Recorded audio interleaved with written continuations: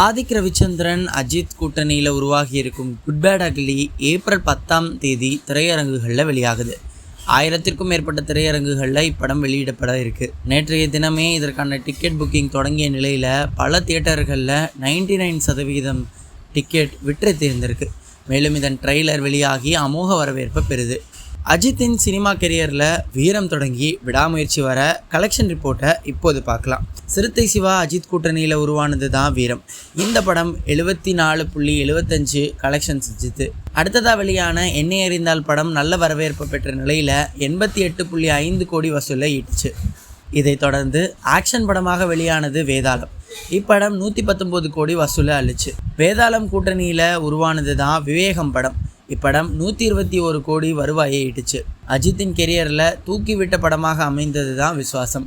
இந்த படம் தியேட்டரில் பட்டைய கிளப்பிய நிலையில் 180 கோடி வசூலை கொடுத்துச்சு.